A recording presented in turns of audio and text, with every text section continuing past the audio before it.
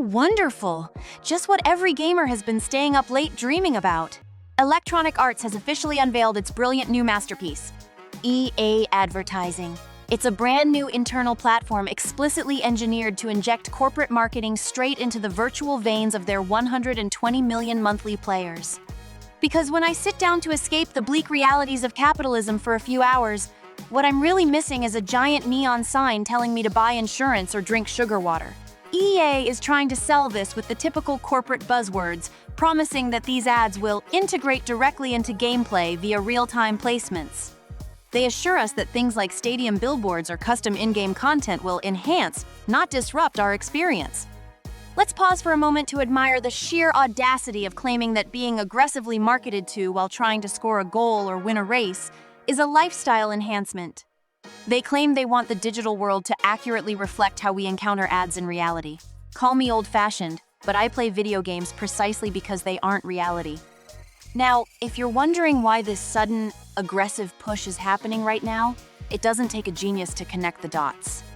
The announcement conveniently coincides with EA trying to finalize a jaw-dropping $55 billion leveraged buyout by a Saudi Arabian investor consortium.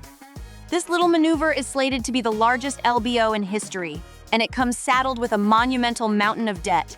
So, how do you pay off a $55 billion tab? You squeeze the consumer, of course.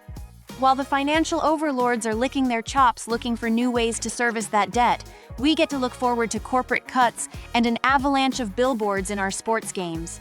Players get to be unsettled, but hey, at least the investors are pleased. To be fair, EA's obsession with turning games into interactive commercials isn't new. They've been trying to force this marriage for decades. They even tried dropping unskippable ads onto the pause screens of UFC 4 a few years back, which triggered a massive player revolt and forced them to pull the plug. But like a relentless horror movie villain, the idea just won't die. They've repackaged it under a new banner, and this time, they're bringing back up. Companies like Visa, Lowe's, Red Bull, Xfinity, Peacock, and Mountain Dew are already lined up at the trough to run ads in their sports titles. And the menu of ad options they're offering these brands is truly terrifying. We aren't just talking about digital scoreboards in EA Sports FC. They are talking about selling interactive moments, branded in-game challenges, and vanity items. They've even built a proprietary ad server and a new software development kit to give advertisers advanced targeting data. I can't wait for my game to dynamically realize I'm stressed out and pitch me a local fast food coupon right in the middle of a match. Industry analysts love to argue that the AAA gaming landscape is fundamentally broken, citing that skyrocketing development costs mean publishers desperately need alternative revenue streams to avoid charging $80 or more for base games. I might actually buy that argument if I had any faith that EA wouldn't just do both. Let's be completely honest with ourselves. They are absolutely going to slap a premium price tag on the game, lock the cool stuff behind battle passes and microtransactions, load up on expensive DLC, and make us stare at a Mountain Dew banner while we do it. I suppose there's a tiny, desperate part of me that is curious to see just how bad this gets before the community completely loses its mind again. Part of me wants to believe that if we riot hard enough, just like we did with UFC 4, we can push this corporate greed back into the shadows. But looking at the sheer scale of the EA advertising rollout and the billions of dollars on the line, I'm mostly just filled with a cynical exhaustion. I guess we better get used to the corporate logos, because the future of gaming looks less like art and a lot more like a drive down a highway plastered with billboards. What makes this entire situation completely unpalatable is the grand narrative the gaming industry loves to spin. We've all heard the executives whimpering at the podium, wiping away faux tears as they claim that the AAA video game business model is unhealthy and unsustainable. They look us dead in the eye and say, "Look, guys, game development costs are skyrocketing, and if we don't put a billboard for car insurance in your fantasy RPG, we're going to have to charge you $80 for a game." It's a heart-wrenching sob story designed to make you feel like buying a video game is practically an act of charity. There's just one tiny, glaring flaw in this tragic tale. Electronic Arts, and the rest of the gaming industry's upper echelon, are not exactly standing in a soup line. Let's look at the actual numbers, because math has a beautiful way of cutting through corporate smoke and mirrors. When EA dropped EA Sports FC 2.4, their first foray after parting ways with the FIFA branding, did they suffer? Not even close. They casually shifted over 6.8 million units of just the Premium Ultimate Edition during a single week of early access alone. By the end of their fiscal cycles, titles like Madden, NFL, and the FC series pull in billions of dollars. In a single recent financial quarter, EA posted total net revenues hovering around $1.8 billion. They generate billions in net cash from operations annually and routinely spend hundreds of millions of dollars repurchasing their own stock, just to keep their share prices looking pretty for Wall Street. EA is a money-printing machine.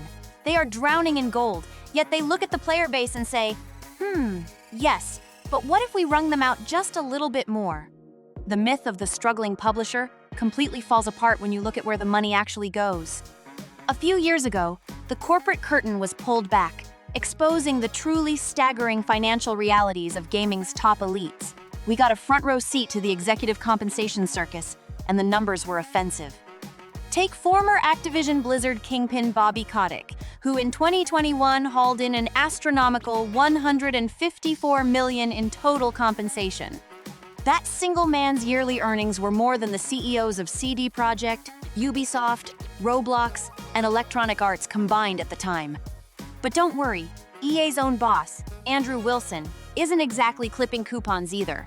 His total compensation packages routinely hit eye-watering milestones, comfortably clearing $25 million to $30 million in a single fiscal year. To put that into perspective, internal proxy statements have revealed that Wilson's compensation is routinely more than 170 to 260 times that of the median EA employee. When a single human being takes home enough wealth to fund a small army of actual game developers, you lose the right to complain that games are too expensive to make. This isn't a crisis of sustainability. It's a crisis of pure, unadulterated corporate and investor greed. The goal is no longer to make a wildly profitable game that fans love. The goal is to achieve infinite, exponential growth to satisfy a boardroom of investors who wouldn't know a controller from a TV remote. Show me the money! That's it, brother, but you got to yell that shit! They don't need to increase base prices, they don't need to aggressive sell battle passes, and they certainly don't need to launch real-time dynamic ad tracking into the software you already paid for. They do it simply because they know they can get away with it. They are betting that our love for these franchises will make us swallow the ads alongside the $70 price tag. And honestly, until the entire community collectively decides to stop buying the virtual stadium billboards, the joke is entirely on us. It would not surprise me in the slightest if we start seeing a massive resurgence in video game piracy as a direct result of these shady corporate practices. Now let's be perfectly clear, I am not condoning any of it.